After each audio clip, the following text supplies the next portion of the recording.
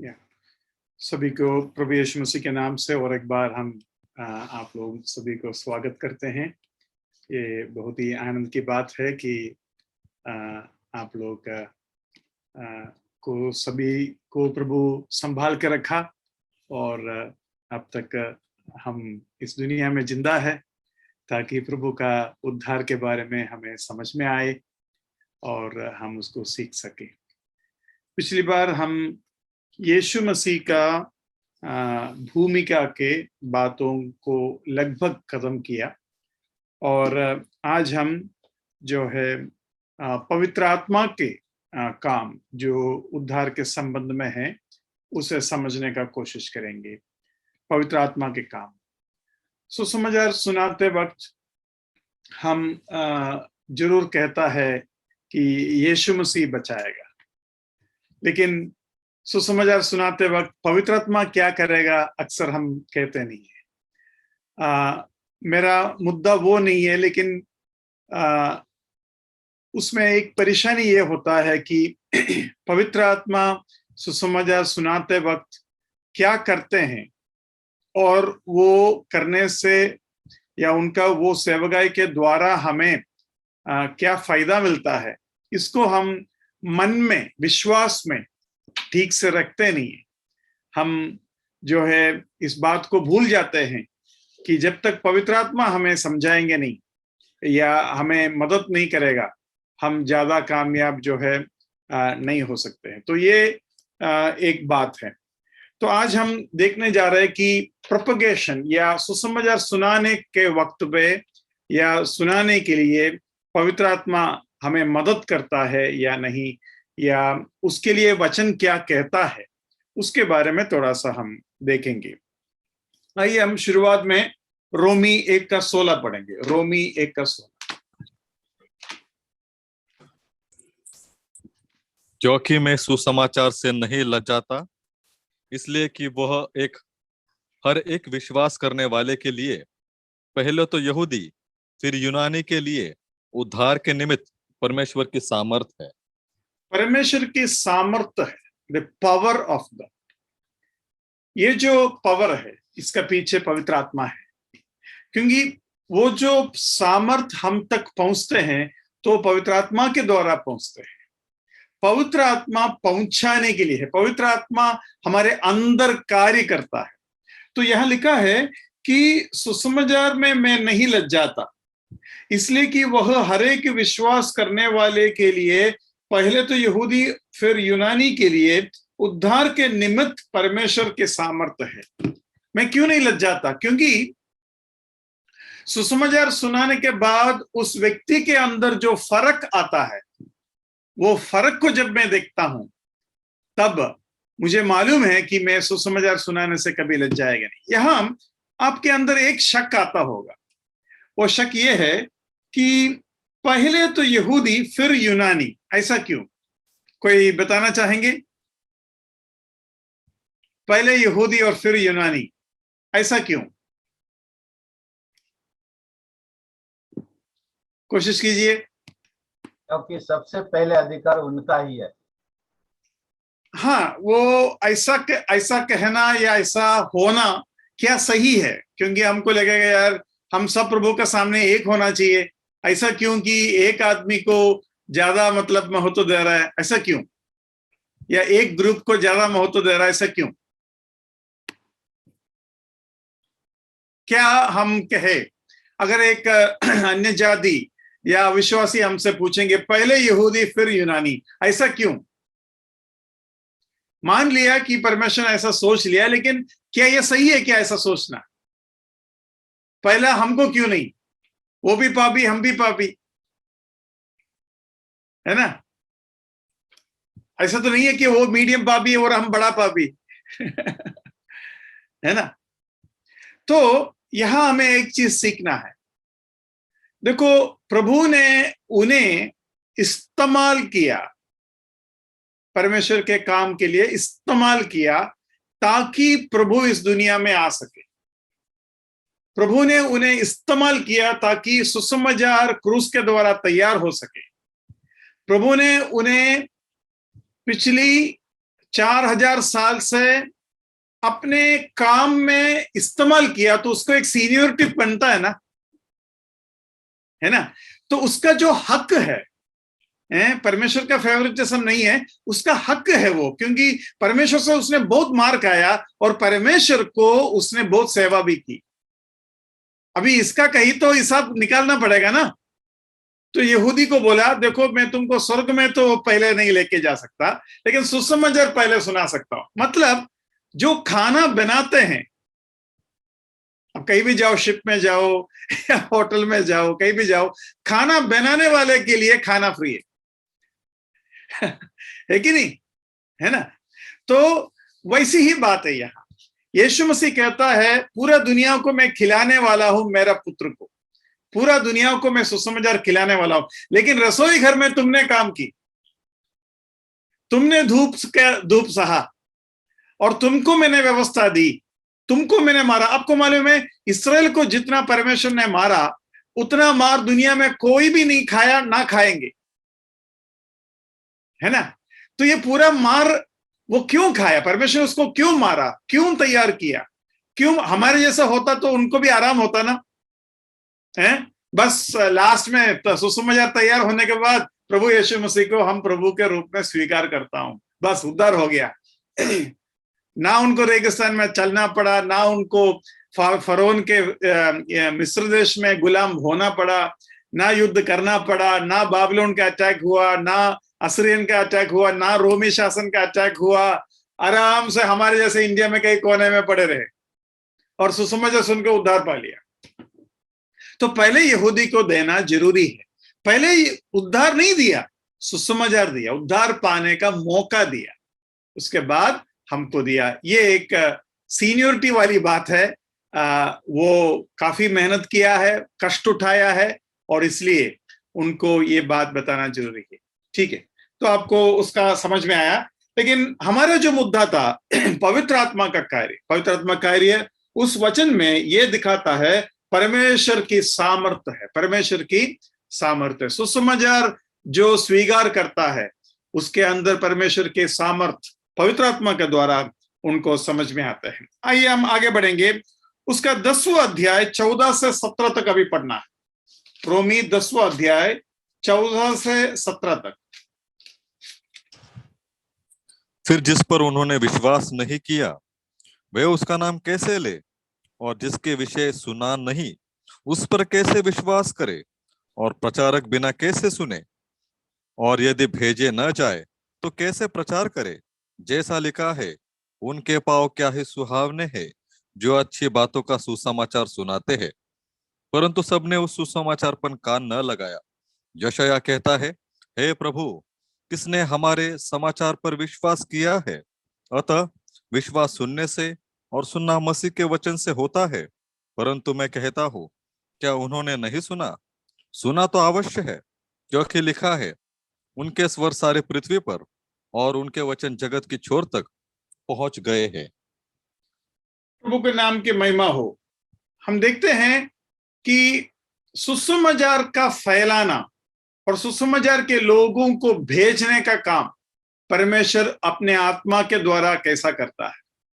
आज भी परमेश्वर अपने लोगों को भेजता है। यीशु मसीह ने खुद बोला, पिता से प्रार्थना कर कि फसल काटने के लिए और नौकरों को भेजे। ये एक बहुत जरूरी चीज है। हम विश्वासी लोगों को प्रार्थना करना चाहिए, खुद सुसमाचार सुनाना चाहिए, और साथ ही साथ में हमें प्रार्थना भी करना चाहिए ताकि ये सुसमाचार फैला सके। लेकिन आपको मैं ये बताता हूं, हमको भेजने वाला पवित्र आत्मा है। हमारे अंदर वो प्रेरणा पवित्र आत्मा देता है, अगुवाई पवित्र आत्मा देता है, और तब जाकर हम कहता है, हम खुद नहीं सुसमाचार सुनाते। ये सच है कि पवित्र आत्मा के प्रेरणा के बावजूद भी कुछ लोग नहीं बताते, वो एक अलग बात है।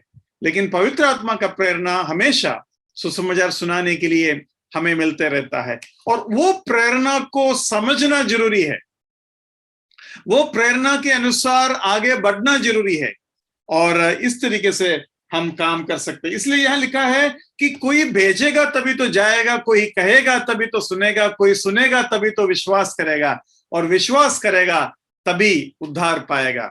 ये बात हमें उधर से सीखने को मिलता है। उसी पुस्तक में और 2-3 वचन है, 15 का 18 से 21 तक, 15 का 18 के 21 तक।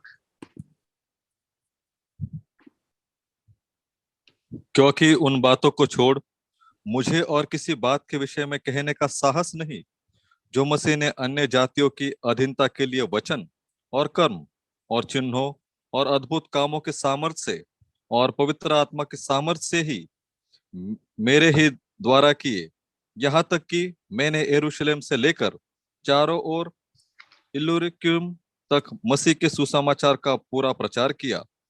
पर मेरे मन की उमंग यह है कि जहां जहां मसीह का नाम नहीं लिया गया वहां सुसमाचार सुनो। ऐसा ना हो कि दूसरों की नींव पर घर बनाओ, परंतु जैसा लिखा है वैसे ही हो। जिन्हें उसका सुसमाचार नहीं पहुंचा वे ही देखेंगे, और जिन्होंने नहीं सुना वे ही समझेंगे। तो यहां हम देखते हैं कि किस तरीके से परमेश्वर के काम पौलुस के द्वारा पवित्र आत्मा करता है। तो जब भी हम सुसमाचार सुनाते हैं, ये बात मन में रखना है कि प्रभु मुझे इस्तेमाल कर रहा है, और हमें यही देखना है कि प्रभु मुझे इस्तेमाल कर रहा है या नहीं। मैं तो सुसमाचार सुना रहा हूं, लेकिन पवित्र आत्मा मेरे द्वारा काम कर रहा है या नहीं। कभी कभी जूम क्लासेस जब मैं लेता हूं, मैं अक्सर कहता हूं चेहरा देखने को बहुत कम मिलता है, और इसलिए समझ में नहीं आते कि पवित्र आत्मा कितना कार्य कर रहा है। तो चेहरा देखने से भी इतना ज्यादा नहीं समझ में आएगा, फिर भी थोड़ा बहुत प्रोत्साहन मिलता है। तो आज एक भाई फोन किया, शायद इस जूम मीटिंग में वो भाई रहेंगे। जब वो फोन किया, मैं प्रभु को धन्यवाद कर रहा था, और मेरा मन में मैं ये सोच रहा था कि पवित्र आत्मा काम कर रहा है, पवित्र आत्मा काम कर रहा है। मैं ये बात आप लोगों को भी बताना चाहता हूं। हमारे इस जूम मीटिंग में चाहे कम लोग आए, ज्यादा लोग आए, हम सीखे या ना सीखे, पवित्र आत्मा काम कर रहा है या नहीं। दूसरी बात, अगर पवित्र आत्मा काम कर रहा है तो ही हमें प्रतिफल मिलेगा। हम मेहनत करेगा ठीक है, लेकिन पवित्र आत्मा हमारे द्वारा काम करेगा तो ही हमें प्रतिफल मिलेगा। मतलब बात यह है कि परमेश्वर हम में से किसी का भी सेवा स्वीकार नहीं करते, वो केवल पवित्र आत्मा का सेवा स्वीकार करते हैं। हम चम्मच से खाते हैं, लेकिन चम्मच हमें नहीं खिलाता। अगर चम्मच को लग रहा है कि चम्मच खिला रहा है तो यह गलत बात है, और हम तो चम्मच भी नहीं है, हम तो उसका भी योग्य नहीं है, हम तो केवल बर्तन हैं। तो मैं आपको ये बताना चाहता हूं, हमें ये चीज देखना है, ढूंढना है, प्रभु के आत्मा काम कर रहा है या नहीं। और तब हम जब तैयारी होता है, तैयारी का मेन हमारा मन उधर है, प्रभु आप काम करें, नहीं तो सब बेकार है। प्रभु आप दिलों को छुए, नहीं तो कोई फायदा नहीं। प्रभु आप बदलावट लाए, और आखिर में आप प्रसन्न हो ताकि इसका कोई प्रतिफल मिले। कभी कभी मैं प्रभु से यह भी प्रार्थना करता हूं, प्रभु आप प्रसन्न हो जाए, प्रतिफल मिले या ना मिले। क्योंकि आजकल सेवा का मौका बहुत कम है। सेवा का मौका कम है मतलब जूम मीटिंग में नहीं, वो तो है चलो, लेकिन सुसमाचार सुनाने का मौका कम होते ही जा रहा है। और मेरा दिल बहुत टूटता हूं सचमुच में, जब ये मौका और छोटा पड़ जाता है। और मौका का और एक का मतलब है कि हम जब सुनाते हैं, कोई दिल खोलकर नहीं सुनते, सब यही तुरंत सोच लेता है ये कोई धर्म बता रहा है। मतलब एक नॉर्मल सुनवाई भी नहीं मिलता। ये एक बहुत ही दुख की बात है। और प्रभु ने जो बात कहा कि अंधकार का वो समय आ रहा है जहां हम काम नहीं कर पाएंगे, और सचमुच में ऐसा ही लगता है, रोज वो अंधकार का दिन आ रहा है कि काम करने का मौका और कम होते जा रहा है। लेकिन प्रभु को हमें फिर भी धन्यवाद देना है, आज भी महाराष्ट्र में बहुत लोग सुनते हैं, और बहुत लोग प्रभु में आ रहा है। प्रभु का नाम का महिमा हो। और जो भाई लोग, जो बहन लोग अपने छोटे से सीमा के अंदर से जो सेवा करते हैं, उन सारे लोगों के लिए मैं प्रभु को धन्यवाद करता हूं। तो आप आगे से जब सुसमाचार सुनाएंगे, आपके मन में ये बात भर कर रहना चाहिए, काम करने वाला असल में प्रभु है और प्रभु काम करने से ही हमें प्रतिफल मिलेगा। दूसरा और एक चीज, पता नहीं मैंने कभी आपको बताया या नहीं बताया, वो ये है कि बाइबल में लिखा है कि हमारे काम परमेश्वर के आग में तापा जाएगा, आग में डालकर उसको परखा जाएगा, और वो आग में जो टिकता है उसी को प्रतिफल मिलेगा। जिसका काम आग में नहीं टिकता उसको घाटा होगा, उसको प्रतिफल नहीं मिलेगा। अब मैं आपसे ये प्रश्न पूछता हूं, आपको क्या लगता है, मनुष्य का काम परमेश्वर के आग में टिकेगा? मनुष्य का कौन सा ऐसा काम है जो परमेश्वर के आग में टिक सकते हैं? कोई भी ऐसा काम नहीं टिकेगा। लेकिन जब प्रभु हमारे द्वारा काम करेगा, पवित्र आत्मा हमारे द्वारा काम करेगा, पवित्र आत्मा का काम है वो, और वो काम जब आग में डालेगा वो टिकेगा। क्यों टिकेगा? क्योंकि परमेश्वर के आग में परमेश्वर का काम टिकेगा। परमेश्वर के आग में केवल परमेश्वर का काम टिकेगा। तो आज हम शारीरिक रूप से भी सेवा कर सकते हैं, आत्मिक रूप से भी सेवा कर सकता है, और आत्मा में जो सेवा करता है उसी का काम टिकेगा। इसलिए वो विश्वास के साथ सेवा करना, वो मन में रखते हुए सेवा करना बहुत जरूरी है। मेरा कोई शब्द, आइडिया, प्लान, प्रोग्राम से कुछ नहीं होने वाला। प्रभु को काम करना पड़ेगा। प्रभु के काम में केवल प्रभु प्रसन्न होता है, प्रभु के काम ही प्रभु के आग में टिकेगा, और प्रभु का काम के लिए ही हमें प्रतिफल मिलेगा। अच्छा, हमें कैसे प्रतिफल मिला? जैसे यहूदियों को मिला, अरे तुमको मैंने इस्तेमाल किया ना, लो। यहूदी को इस्तेमाल किया, परमेश्वर ने उसको एक प्रेफरेंस दिया। वैसे ही परमेश्वर ने मुझे इस्तेमाल की, परमेश्वर मेरे को एक तोहफा देगा, एक सम्मान देगा। लेकिन काम असल में उसी ने की, लेकिन उसने मेरे द्वारा की। प्रभु का नाम के महिमा हो, प्रभु ने मेरे द्वारा करने के लिए प्रसन्न हुआ। तो ये जो आत्मा का काम, इस रूप से समझना बहुत जरूरी है। आगे हम एक दो वचन और देखेंगे। पहला कुरिन्थी पहला अध्याय 18 से 24 तक। पहला कुरिन्थी पहला अध्याय 18 से 24 तक। मसीह परमेश्वर का ज्ञान और सामर्थ है, क्योंकि क्रूस की कथा नाश होने वाले के लिए मूर्खता है, परंतु हम उद्धार पाने वालों के लिए परमेश्वर की सामर्थ है। क्योंकि लिखा है, मैं ज्ञानवानों के ज्ञान को नष्ट करूंगा और समझदारों की समझ को तुच्छ कर दूंगा। कहाँ रहा ज्ञानवान?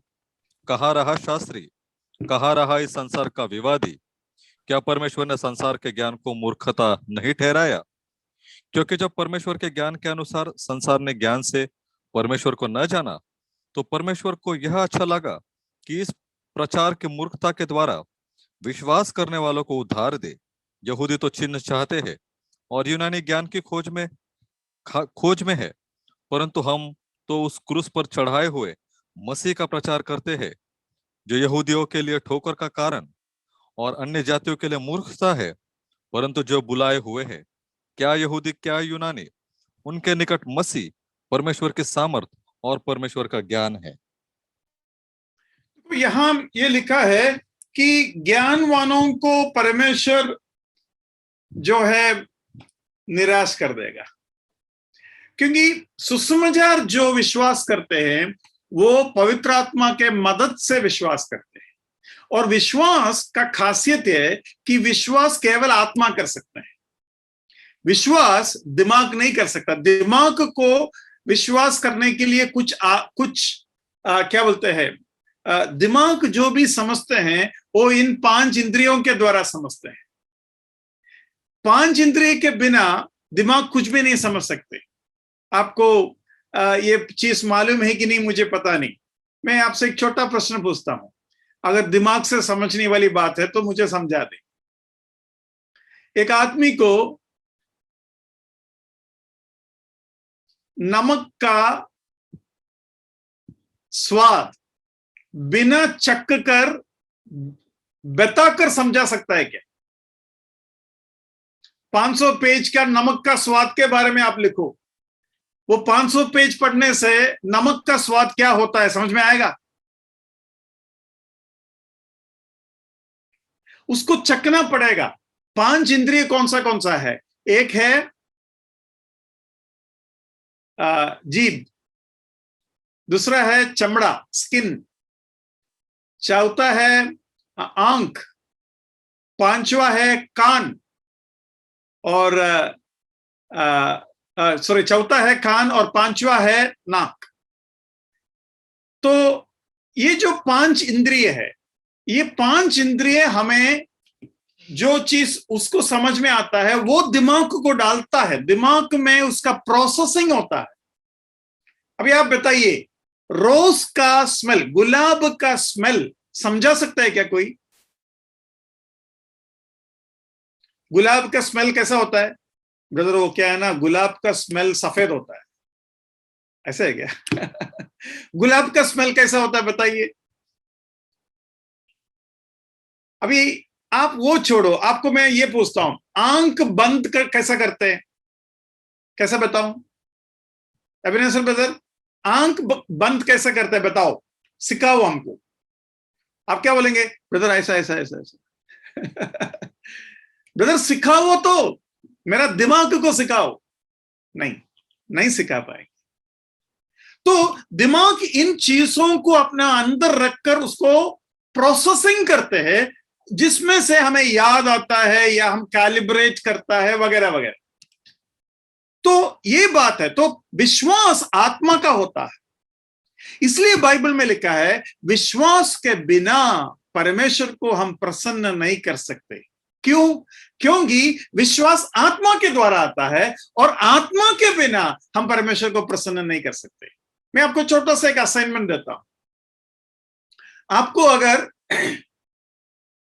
कहीं भी विश्वास शब्द मिलेगा, उधर आत्मा डालोगे ना तो सही बैठेगा, और जहां भी आत्मा शब्द मिलेगा उधर विश्वास डालोगे ना तभी भी सही बैठेगा। आत्मा के द्वारा परमेश्वर का आराधना करना चाहिए, उधर विश्वास डाल के देखो एकदम सही बैठेगा। मेरा कहने की मतलब आत्मा का है विश्वास, इसलिए परमेश्वर विश्वास को मांगते हैं। लेकिन शरीर को पंचेंद्रिय चाहिए या दिमाग चाहिए, इसलिए यहां लिखा है कि दिमाग वालों को परमेश्वर क्या कर देगा? परमेश्वर शर्मिंदा कर देंगे। इसलिए उधर ऐसा लिखा है, उसको मैं दोबारा पढ़ता हूं। क्योंकि क्रूस की कदर नाश होने वालों के लिए मूर्खता है, परंतु हम उद्धार पाने वालों के लिए परमेश्वर की सामर्थ्य है। क्योंकि लिखा है मैं ज्ञानवानों के ज्ञान को नष्ट करूंगा और समझदारों की समझ को तुच्छ कर दूंगा। तो हमें लगेगा प्रभु ये क्या कर रहा है? प्रभु थोड़ा सा पढ़े लिखे, थोड़ा सा ज्ञानवान को एकदम ऐसा क्यों करते हैं? प्रॉब्लम आपका ज्ञान नहीं है, प्रॉब्लम यह है कि परमेश्वर को शारीरिक कोई भी चीज के द्वारा आपके साथ कुछ नहीं करना है। परमेश्वर को जो करना है आत्मा के द्वारा करना है। और परमेश्वर आत्मा है और आप भी आत्मा है। आप इस शरीर में रहता है, लेकिन आत्मा इस शरीर में रहता है। आत्मा इस शरीर में रहता है और इस शरीर का एक प्राण होता है, शरीर का जीवन, शरीर का करंट। ये बात मैंने शायद इसका पहले बताया होगा। मैं हल्का से आपको समझाने के लिए ऐसा शब्द इस्तेमाल कर सकता हूं, जैसे कि मैं आत्मा हूं और मैं इस शरीर में रहता हूं। शरीर मेरा गाड़ी है, जहां मैं जाना चाहता हूं ये शरीर जाएगा और मैं मेरा काम कर दूंगा। कौन? आत्मा। और ये शरीर चलता फिरता है, मतलब इसके अंदर जान है, इसके अंदर प्राण है। तो 3 चीज मैंने बताया, आत्मा मैं हूं, शरीर ये हूं, ये गाड़ी, और प्राण मतलब मैं जिंदा हूं।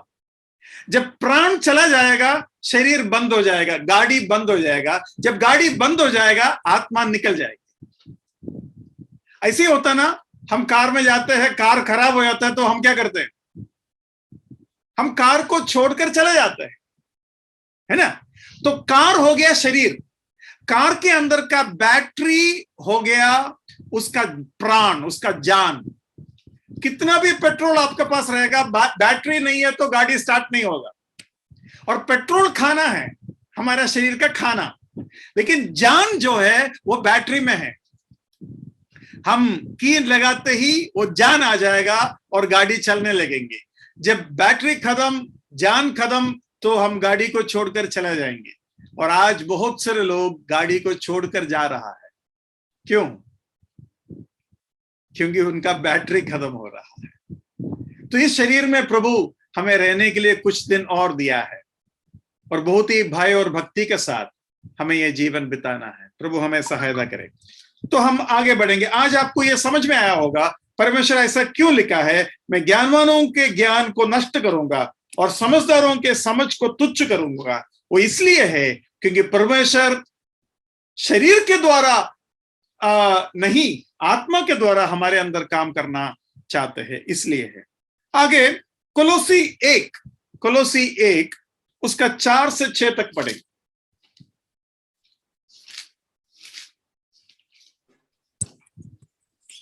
क्योंकि हमने सुना है कि मसीह यीशु पर तुम्हारा विश्वास है और सब पवित्र लोगों से तुम प्रेम रखते हो, उस आशा की हुई वस्तु के कारण जो तुम्हारे लिए स्वर्ग में रखी है, जिसका वर्णन तुम उस सुसमाचार के सत्य वचन में सुन चुके हो, जो तुम्हारे पास पहुंचा है और जैसा जगत में भी फल लाता और बढ़ जाता है, वैसे ही जिस दिन से तुमने उसको सुना और सच्चाई से परमेश्वर का अनुग्रह पहचाना है, तुम में भी ऐसा ही करता है। तुम में भी ऐसा ही करता है। तुम में भी ऐसा ही करता है मतलब तुम्हारे अंदर ऐसा ही काम होता है। तो तुम्हारे अंदर जो काम हो रहा है ये पूरे दुनिया में काम कर चुका है कर पौलुस यहां बताता है। उसको मैं दोबारा पढ़ता हूं ताकि जो बात मैंने अभी कहा वो इस जगह पर जहां आएंगे आपको समझ में आएगा। इस आशा की हुई वस्तु के कारण जो तुम्हारे लिए स्वर्ग में रखी हुई है, जिसका वर्णन तुम सुसमाचार के सत्य वचन में सुन चुके हो, जो तुम्हारे पास पहुंचा है और जैसा जगत में भी फल लाता। मतलब पूरा जगत में यह सुसमाचार फल ला रहा है और वही काम तुम्हारे अंदर हो रहा है, तुम्हारे अंदर हो रहा है। और फल आत्मा से आता है, इसलिए बाइबल में लिखा है आत्मा के फल।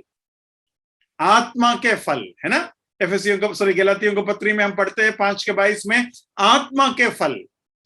शरीर के फल नहीं बोलते, शरीर के काम बोलते हैं, आत्मा के फल बोलते हैं। इसमें फर्क है ना। जैसे कि मेरा बेटा मुझे 1 गिलास पानी ला के देंगे तो मैं कहूंगा वो उसका प्रेम है, वो उसका आदर है। लेकिन मैं जब हॉस्पिटल में रहेंगे और नर्स मुझे 1 गिलास पानी देंगे तो मैं बोलेंगे उसका प्रेम है वो नहीं, तब मैं क्या बोलेंगे, ये उसका काम है। वैसे ही शरीर का काम और आत्मा का फल, बाइबल में देखो आप, आत्मा का काम नहीं बोलते लेकिन शरीर का काम बोलता है और शरीर का फल बोलता है। तो इस रूप से इसको समझना जरूरी है। हम आगे बढ़ेंगे। पहले थिस्सलुनी 1 उसका 5 और 6।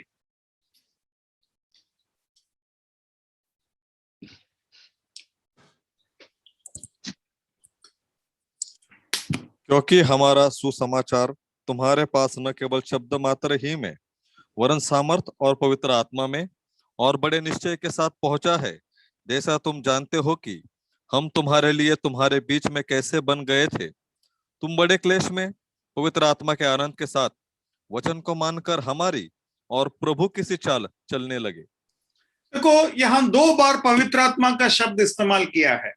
5 में लिखा है सामर्थ और पवित्र आत्मा में और बड़े निश्चय के साथ पहुंचा। मतलब जब सुसमाचार तुम्हें बताया गया, पवित्र आत्मा के सामर्थ के साथ पहुंचा। और उसके बाद लिखा है तुमने जब स्वीकार किया, पवित्र आत्मा के आनंद के साथ वचन को स्वीकार किया। मैं आपको एक चीज बताता हूं। अधिकतर मीटिंग्स में जब मैं अटेंड करता हूं, मैं अक्सर मेरा परिवार में ये बात बताता हूं, हमको समझ में आता है कि पवित्र आत्मा काम कर रहा है या नहीं। पवित्र आत्मा का अगुवाई मिल रहा है या नहीं, पवित्र आत्मा का आनंद है या नहीं, सुनने वालों के अंदर और सुनाने वालों के अंदर भी। और कभी कभी वो हर बार नहीं होता, लेकिन कभी कभी एकदम सूखापन समझ में आए, और वो सूखापन का दो कारण है। एक, प्रभु हमें इस्तेमाल नहीं कर रहा होगा, वो एक कारण हो सकता। दूसरा कारण यह है, जिससे हम बात कर रहा है उनके अंदर प्रभु का काम नहीं हो रहा है,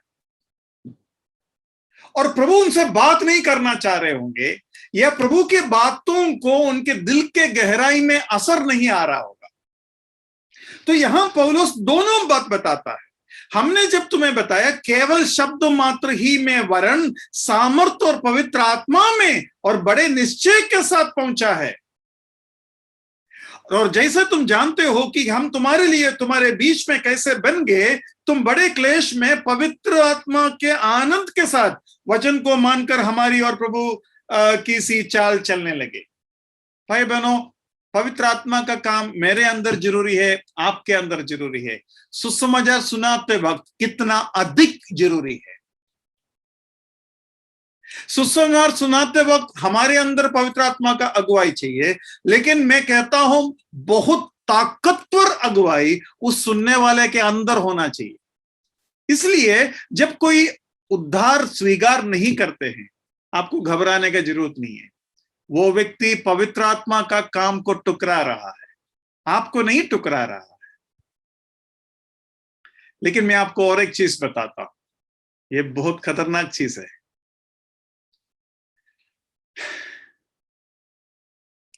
ये लोग जो हमारा विरोध करता है, इनके अंदर पवित्र आत्मा का काम का असर तो हो रहा है।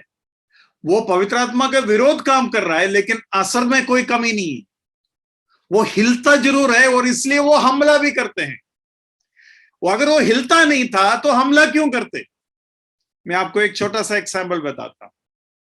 एक नेवी में जब था, एक मुसलमान भाई था, तो उसको सुसमाचार सुनाने के लिए मैं उसके शिप में एक आधा बार जाता था, जाके मिलते थे।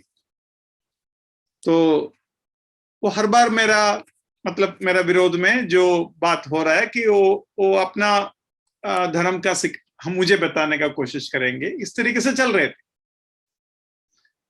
एक दिन अचानक उसने मुझे फोन किया और कहा, ब्रदर मैं आपको एक गुड न्यूज देना चाहता हूं। मैं बोला क्या हो गया ब्रदर? तो उसने बोला मैंने प्रभु यीशु मसीह को स्वीकार किया। उसके बाद उसने एक चीज कहा। उसने कहा, जब कभी भी आप शिप में आकर मेरे से बात कर कर चले जाता था, मैं तो कट्टर आदमी जैसे आपसे बात करते थे, लेकिन मेरा दिल के हालत में अभी आपको बताता हूं। जैसा जेरिको के अंदर के लोगों के हालत था और जेरिको के दीवार के हालत था, वैसे मेरा हालत था। हर बार मेरा दीवार को अब तोड़कर जा रहा था। ये आपको कभी समझ में नहीं आया होगा, क्योंकि मैं आपका विरोध करता था, लेकिन एक दिन पूरे के पूरे टूट गए। ये था उसका कहने का पूरा निचोड़। और तब प्रभु ने मुझे एक सबक सिखाया। बाहर जो दिखता है ना, अंदर जो हो रहा है वो नहीं होगा। खास कर जो लोग विरोध करता है, वो बाहर से बड़ा ताकतवर दिखाएगा, अरे मैं वो हूं, मैं ये हूं, तुम्हारा वो कर दूंगा, ये कर दूंगा। लेकिन हम जानते हैं सुसमाचार परमेश्वर का सामर्थ्य है। और उधर जो शब्द हमने अभी 2-3 बार पढ़ा, gospel is the power of God. वो जो पावर ऑफ गॉड है, उसके लिए जो ग्रीक शब्द है वो है डुनामिस। और डुनामिस जो शब्द है, उसके अंदर से डायनामाइट शब्द आया। डायनामाइट मतलब बॉम्ब, एक छोटा बॉम्ब है। तो बॉम्ब कितना बड़ा है कितना छोटा है, ये लगाने वाले जानते हैं, और हम जानते हैं ये परमेश्वर का सामर्थ्य है। मतलब परमेश्वर का बॉम्ब है क्या? सुसमाचार। मतलब ये कितना असर ला सकता है ये मैं जानता हूं। मैं तो छोटा हूं, लेकिन मैंने जो बॉम्ब रखा है वो मेरा बॉम्ब नहीं है, ये परमेश्वर का बॉम्ब है, और उसका असर मैं जानता हूं। और मैं, तुम कितना भी कुछ भी बोलो, मैं जानता हूं असर होता है कि नहीं, और मैं चुपचाप चला जाऊंगा। आप उद्धार पाए या ना पाए, लेकिन तोड़ कर रख दूंगा, इसमें कोई शक नहीं। तो भाई बहनों, पवित्र आत्मा ये काम उसके अंदर करता है और वो टूट जाता है, वो टिक नहीं पाता। लेकिन माने या ना माने, उसका अधिकार प्रभु ने उसको दिया है, और पूरे आजादी के साथ ही उस बात को वो स्वीकार करेगा। हम प्रभु को धन्यवाद करेंगे कि इतना बड़ा सामर्थ, इतना बड़ा डोनामिस, इतना बड़ा डायनामाइट, इतना बड़ा बॉम्ब प्रभु ने हमारे हाथ में दे दिया। अब मैं आपको और एक रहस्य बोलता हूं, इसलिए हम टेररिस्ट नहीं बनते। हमारे पास बॉम्ब है ना, क्यों टेररिस्ट बनना है?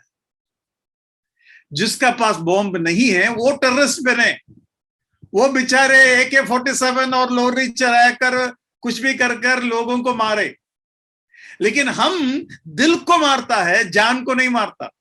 जान चाहे हम दे देंगे, दिल चाहे हम जो है पाएंगे। तो उसमें बहुत फर्क है।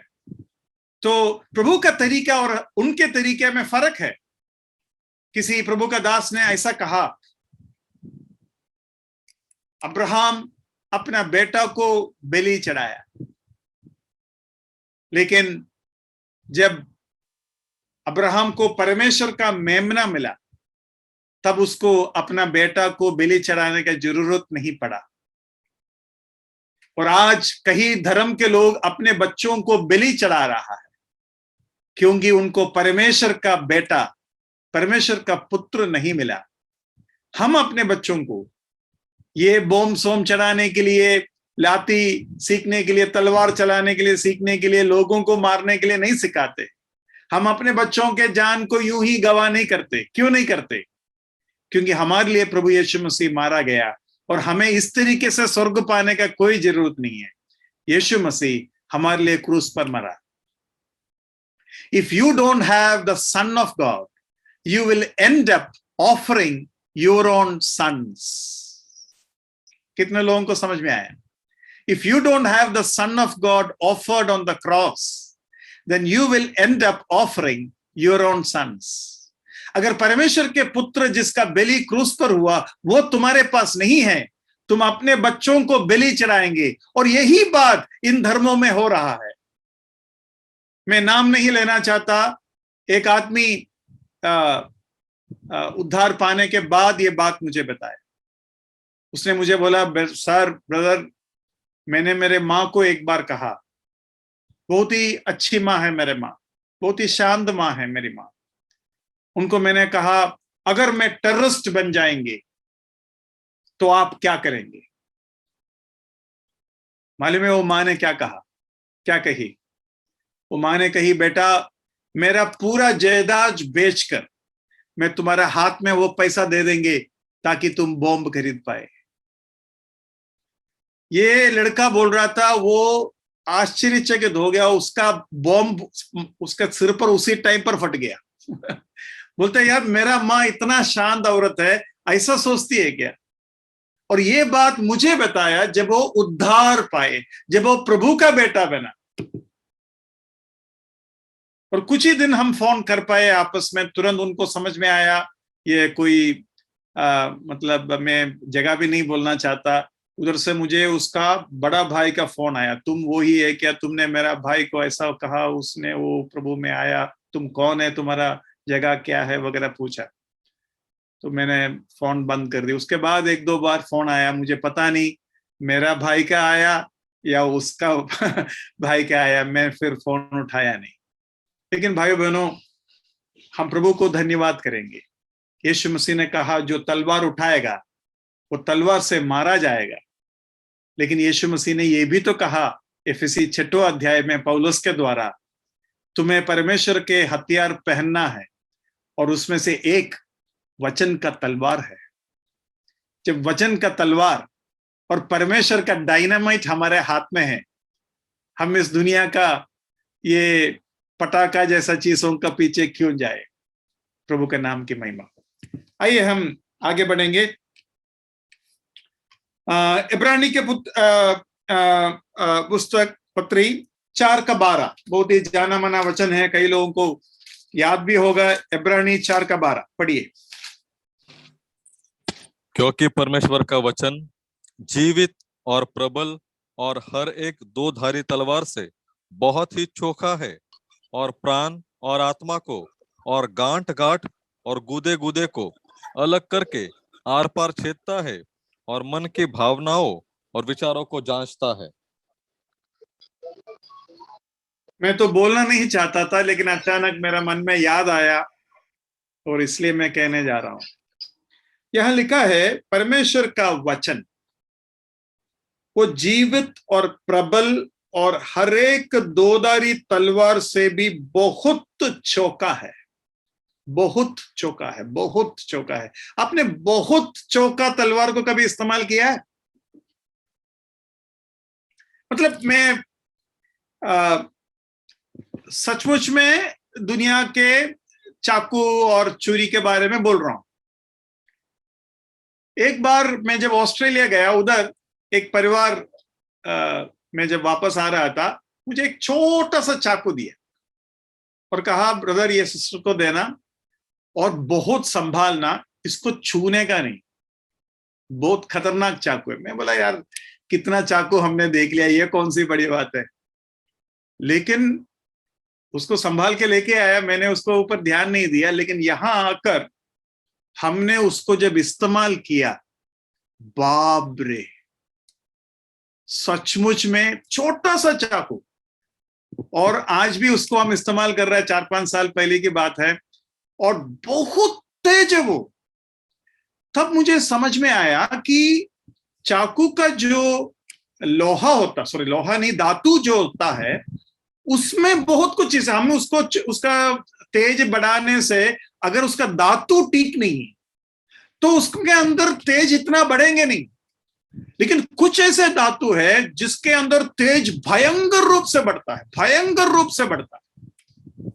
और ऐसे तेज वाले चाकू आजकल यूट्यूब में दिखाता है कि आप मतलब वाटर बोतल है ना, वाटर बोतल को रखो और आराम से वाटर बोतल को काट सकते हैं उसके पानी के साथ। मतलब एक वाटर बोतल को एक चाकू मारने से पूरा काट सकते हैं क्या? कोई नहीं काट सकते। लेकिन अगर धातु, उस चाकू का धातु अगर सही है तो काट पाएंगे आप। तो यहां लिखा है बहुत बहुत चौका है और प्राण और आत्मा को और गांठ गांठ और गूदे गूदे को अलग करके आर पार छेदता है और मन की भावनाओं और विचारों को जांचता है। कभी कभी आपको खुद अपना ही विचार को जांच नहीं पाएंगे कि आप धोखा के लिए ये बोल रहे हैं या मजाक के लिए बोल रहा है या सीरियस बोल रहा है या प्रेम से बोल रहा है या गुस्से से बोल रहा है। कभी कभी आपको खुद समझ में नहीं आएगा, लेकिन प्रभु के आत्मा, प्रभु के वचन ये काम कर सकता है। अभी जो बात मैं नहीं कहने के लिए तैयार था और अभी कहने के लिए मेरा मन में है करके जो बोला, वो है योगा के बारे में। आप बोले कि योगा यहां से कहाँ आ गया भाई? योगा या योगम, योगम मतलब क्या है? कोई बता सकता है क्या? योगम, योगम का मतलब कोई बता सकता है क्या? ठीक है, योगम दो चीजों का जोड़ coming up together, two things or more coming together. Very good. आप मलयाली है या Marathi? No, George brother, I am Jaya ma'am, Jaya teacher, Jaya Salve. Okay okay, तो मराठी में योगम शब्द है क्या? योगी बोलते हैं, योगम तो नहीं, योगम संस्कृत हो गया, it's Sanskrit. Okay okay, very good very good. ये बात मैंने इसलिए बोला क्योंकि मलयालम में हम बहुत संस्कृत वर्ड्स यूज करते हैं और हम कलीसिया में संडे जो इकट्ठा होता है ना, हम बोलते हैं हम योगम के लिए जा रहे हैं। मतलब इकट्ठा होने के लिए जा रहे हैं, आपस में मिलने के लिए जा रहे हैं। हमारा योगम चल रहा है, मतलब हमारा मीटिंग चल रहा है। मीटिंग मीटिंग मीटिंग मतलब क्या है? दो लोग आपस में मिलना। जैसे अभी सिस्टर ने बताया, दो चीजों को जोड़ना, योग। अब ध्यान से सुनो, योगा का मकसद ही यह है आत्मा, प्राण और शरीर को जोड़ दे। और वचन का मकसद क्या है? हमने पढ़ा अभी, क्या पढ़ा? दोधारी तलवार से भी बहुत ही चौका है, और प्राण और आत्मा और गांठ गांठ और गूदे गूदे को अलग करके। तो वचन और आत्मा अलग करते हैं, जबकि योगा उसको एक लाते हैं, एक साथ बनाते हैं। अभी आप बोलेंगे ब्रदर, एक करना अच्छा है ना, अलग करना खराब है ना? मैं बताता हूं, शरीर पाप है, आत्मा परमेश्वर से संबंधित रखता है। आत्मा में बहुत ताकत है, आत्मा बहुत कुछ कर सकता है, आत्मा के अंदर बहुत काबिलियत है, लेकिन शरीर कमजोर है। शरीर कमजोर मतलब दो तरीके से समझना चाहिए। अभी एक बच्चे को बोलेगा बेटा आराम से बैठ, शांति से बैठ, वो शांति से बैठ नहीं पाएंगे, तो वो भी तो उसका कमजोरी है। तो वो जो कमजोरी है तंदुरुस्ती है एक्चुअली, लेकिन उसको हम कमजोरी बोलेगा क्योंकि वो शांत बैठ नहीं पाएगा, वो बच्चा है। तो बच्चा कमजोर है। क्यों कमजोर है? क्योंकि वो उसको शांत नहीं बिठा पाएंगे। तो इस तरीके के कमजोरी के बारे में शरीर कहता है, मतलब शरीर को पाप का लालसा रहता है, इसलिए शरीर कमजोर है। अभी पाप का लालसा करने वाला शरीर को आत्मा का ताकत अगर दे देगा, टेररिस्ट के हाथ में एटम बॉम्ब जैसा हो जाएगा, क्योंकि आत्मा में ताकत है। मैं यहां पवित्र आत्मा के बारे में नहीं बोल रहा हूं, हमारे आत्मा। इसलिए देखो यीशु मसीह क्या कहा, शरीर कमजोर है और आत्मा, बाकी बताइए, आत्मा प्रबल है, उत्सुक उत्सुक है। आत्मा ताकतवर है ऐसा नहीं बोला। क्यों नहीं बोला? शरीर कमजोर है और आत्मा उत्सुक है, ऐसा क्यों बोला? क्योंकि आत्मा कुछ भी कर सकता है। आत्मा का पॉसिबिलिटीज एटर्नल है। आत्मा जो कर सकता है, आत्मा का जो क्षमता है, वो अनंत काल से जुड़े हुए हैं। इसलिए स्वर्गदूत आत्मा के हैं, मतलब स्वर्गदूत को बारे में बोलता है वो आत्म जीव है। आत्मा कभी मरता नहीं, आत्मा डरता नहीं, मतलब आत्मा थकता नहीं। आत्मा का बहुत कुछ खासियत है। तो मैं आपको यह बताना चाहता हूं, परमेश्वर आत्मा है और हमें परमेश्वर ऐसा आत्मा दिया है जिसमें बहुत काबिलियत है, लेकिन शरीर कमजोर है। शरीर का लालसा और ही कुछ है। तो योगा में क्या होता है, शरीर के इन इच्छाओं को आत्मा के साथ जब जोड़ देगा तब गड़बड़ है। मैं जानता हूं कई लोग योगा एक एक्सरसाइज के रूप में करता है, और कई विश्वासियों को यह नहीं मालूम योगा का एक एक यामा या प्राणायामा या कोई भी, मतलब जो पोस्चर है, जो पोजीशन है, वो एक एक भगवान के लिए होता है। उसका पूरा अथॉरिटेटिव बुक मेरे पास है कि एक एक पोजीशन कौन सा भगवान के लिए होता है। जैसे कि सूर्य नमस्कार, तो उधर सूर्य को नमस्कार करने का है वो। तो मैं आपको बताता हूं, आपको पुशअप करना अच्छा है, लेकिन सूर्य नमस्कार के नाम पे करना जरूरी है क्या? आपको ब्रीथिंग एक्सरसाइज अच्छा है, लेकिन प्राणायाम करोगे उसमें अलग मकसद है उसका। आपको मेडिटेशन करना अच्छा है, लेकिन योगा का मेडिटेशन में उन लोग क्या बोलते हैं? सबसे पहले बोलते हैं मन को खाली करो और अपने अंदर जाग कर देखो। बाइबल क्या कहता है? मन को प्रभु के वचन से भरो और परमेश्वर को देखो। फर्क समझ में आ रहा है? ये खाली दिमाग के अंदर शैतान रहता है, लेकिन प्रभु के वचन जब भरेगा तो वो मेडिटेशन प्रभु के ऊपर चला जाएगा। और इस चीज को पूरा दुनिया में फैलाया जा रहा है एक्सरसाइज के रूप पर। जो बुक मेरे पास है, शायद बहुत साल पहले मैंने पढ़ा था, उसमें लिखा है yoga should not be kept in the category of physical exercise but it should be kept in the category of religion. मतलब धर्म के पुस्तक के कैटेगरी, अब लाइब्रेरी में जाओ या बुक शॉप में जाओ, ये जो है रिलीजियस कैटेगरी में रखना चाहिए, क्योंकि योगा एक धर्म का चीज है वो, जिसमें आत्मा और शरीर को आपस में जोड़ने का टेक्निक सिखाया जाता है। देखो, शैतान का कोशिश ये है जिंदा लोगों को मरे हुए लोगों के साथ जोड़ना। बाइबल में लिखा है कि तुम्हें तंदर मंदर नहीं करना है। जैसे शमूएल के दिनों में शाऊल ने मरा हुआ शमूएल के साथ संबंध रखने का कोशिश की, वैसे ही हमारे आत्मा में जीवन है और शरीर में मृत्यु है, और इसको आपस में जोड़ने का कोशिश नहीं करने का। आत्मा कभी मरेगा नहीं, लेकिन शरीर कुछ ही दिन टिकेगा। तो सबसे पहला काम वचन का क्या है? आत्मा और प्राण को अलग करना। आप अगर एंथ्रोपोलॉजी सीखेगा, हम जो सीख रहे हैं वो सोटेरोलॉजी है। एंथ्रोपोलॉजी मतलब मनुष्य के बारे में, न्यूमेटोलॉजी मतलब पवित्र आत्मा के बारे में। तो एंथ्रोपोलॉजी सीखेगा तो आप कितना भी कोशिश करो, आत्मा और प्राण के आपस में जो फर्क है या उसको अलग अलग सिखाने के लिए कोई भी पुस्तक ठीक से कर नहीं पा रहा है।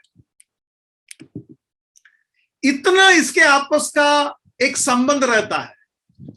शरीर को अच्छे से सिखाएगा एंथ्रोपोलॉजी में, आत्मा को भी सिखाएगा, लेकिन प्राण और आत्मा का फर्क, प्राण जब मरता है तो प्राण को क्या होगा, प्राण कब आता है, आत्मा कब जुड़ता है, ये सब गड़बड़ है। क्यों? क्योंकि ये वचन कहता है केवल प्रभु के वचन का जो तलवार है वो ही प्राण और आत्मा को सही तरीके से काट सकते हैं। जैसे कि दूध के अंदर एक बार पानी मिला दिया तो ये अलग करना जैसा नामुमकिन है या मुश्किल है, वैसे ही ये है। और आज कई लोगों को ये नहीं समझ में आता मेरा प्राण का इच्छा हो रहा है या मेरा आत्मा का इच्छा हो रहा है। चलो, मैं इस वचन के द्वारा केवल आपको इतना बताना चाहता था कि पवित्र आत्मा का काम है इस तलवार को चलाना। और ये तलवार जो वचन है हमारे अंदर क्या काम करता है उसको विश्वास कीजिए, क्योंकि पूरी तरीके से समझना मुश्किल है, लेकिन ये दुनिया उल्टा काम करते हैं और उस उल्टा काम में बहुत गड़बड़ी है। इसलिए जो एक्सरसाइज करना चाहते हैं, व्यायाम करना चाहते हैं, आप सब कुछ कर सकते हैं, कोई मना नहीं, लेकिन योगा के नाम से जब करता है उसमें कुछ मेडिटेशन टेक्निक्स है, कुछ पोजीशंस है जो गलत ताकतों, गलत पावर के तरफ आपका ध्यान जाएंगे और उसका अल्टीमेट गोल बहुत ही गलत है। इसलिए आप लोग जो एक्सरसाइज करते हैं करना कोई प्रॉब्लम नहीं है, लेकिन योगा के नाम पर करने में गड़बड़ी है। ये बात बहुत ही नम्रता के साथ बताता हूं, आपको बुरा नहीं लगना चाहिए, लेकिन अभी बुरा लगेगा तो भी मुझे बताना ही पड़ेगा। प्रभु के नाम का महिमा हो। हमारा समय यहाँ समाप्त होने वाला है। एक और वचन हम पढ़ेंगे, उसके बाद खत्म करेगा। याकूब 1 का 18 और 21। याकूब 1 का 18 और 21।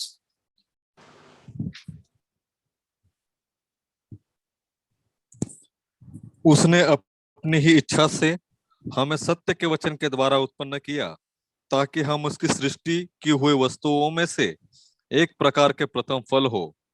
इसलिए सारी मलिनता और बैर भाव की बढ़ती को दूर करके उस वचन को नम्रता से ग्रहण कर लो जो हृदय में बोया गया और जो तुम्हारे प्राणों का उद्धार कर सकता है। देखो, यहां ये लिखा है कि सत्य के वचन के द्वारा उत्पन्न किया। यूहन्ना में हम पढ़ते हैं, जो आत्मा के द्वारा जन्म लिया वो आत्मा है, जो शरीर के द्वारा जन्म लिया वो शरीर है। और वचन के द्वारा जन्म लेना मतलब यीशु मसीह वचन है, और वचन आत्मा ने जब तुम्हारे अंदर बोया, उसके द्वारा तुमने जन्म ली। तो तुम्हारा जन्म में आत्मा का सहभागिता, आत्मा का वो रोल आपको समझ में आता है। और यहां लिखा है, ताकि हम उसकी सृष्टि की हुई वस्तुओं में से एक प्रकार के प्रथम फल हो, प्रथम फल हो।